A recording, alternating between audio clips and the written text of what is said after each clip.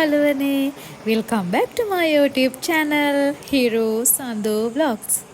ඉතින් ඔයාලට කොහොමද? අපි යමුද සිංහරාජට? ඔය පේන ලස්සන දේවල්, ඒ වගේම ලස්සන සත්තු, ලස්සන ගහකොළ, ඒ වගේම මේ ලස්සන දියඇලි බලන්න යමුද සිංහරාජට? හරි අපි යමු සිංහරාජට. ඉතින් යාළුවනේ සිංහරාජයට එනවා නම් පාරවල් 4කින් එන්න පුළුවන්. අපි ගියේ ලංකාගම පාරෙන්. ඉතින් මෙන්න මේ විදිහට තමයි අපි සිංහරාජයට ගියේ. මේ අපි ඉඳපු විලා එක. ඔයාලට ඉස්සරහට පෙන්නන්නම් මේකේ නම මොකක්ද එහෙම කියලා. ඔයාලත් ගියොත් ඔය වගේ එකක් බුක් කරලා එකේ රෑ ගත කරලා උදෙන්ම සිංහරාජයට යනවා නම් තමයි ගොඩක් හොඳ. මොකද මේක ටිකක් දීර්ඝ ගමනක් නේ. ඒ නිසා ඔන්න ඔය පේන ලස්සන පාලම උඩින් තමයි අපිට සිංහරාජයට යන්න තිබුණේ. ඉතින් අපි තව බල ඉන්නේ ඇයි? යමු නේද?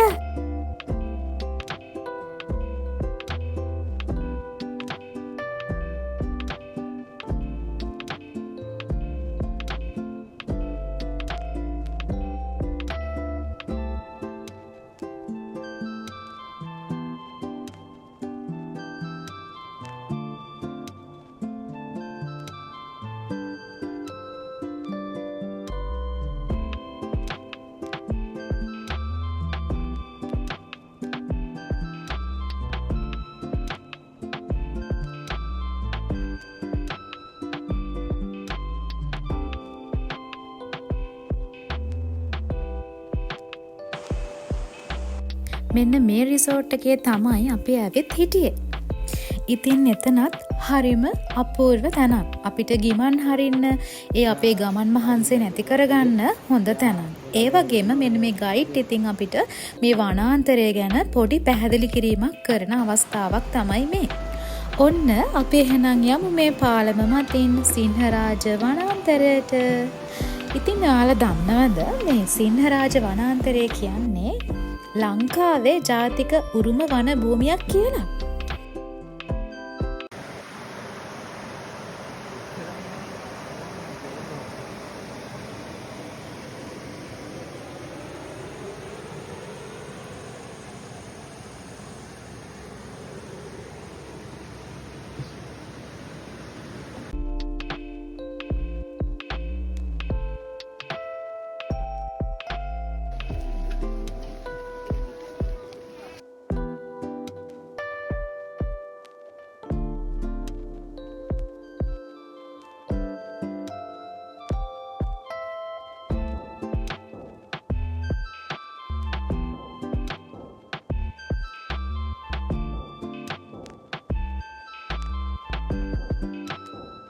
ඉතින් මේ සිංහරාජ වනාන්තරයට අවුරුද්දේ වැඩි වර්ෂාපතනයක් ලැබෙනවා.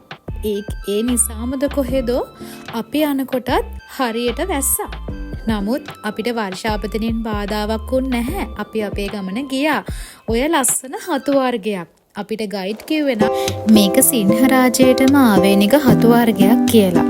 ඒ වගේම මේ සිංහරාජයේ තියෙන වටිනාකම කියන්නේ ගොඩක් වෙලාවට ලෝකේ නැති ශාක වර්ග සතුන් වගේ විශාල ප්‍රමාණයක් මේ වනාන්තරයේ ඉන්න නිසා.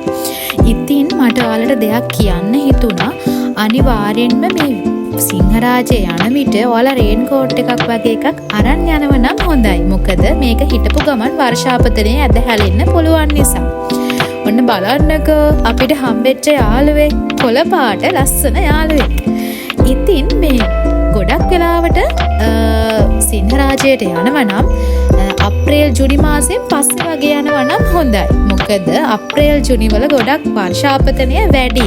ඉතින් අපිට වර්ෂාවෙන් කරදර වෙන්න පුළුවන්නේ.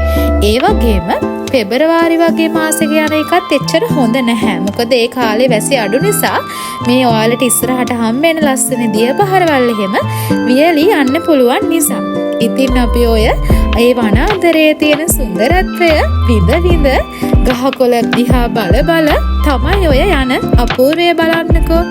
ඉතින් කැමරාවට කැප්චර් කරගන්න අමාරුයි. මොකද සත්තු ඉතින් දුවනවානේ.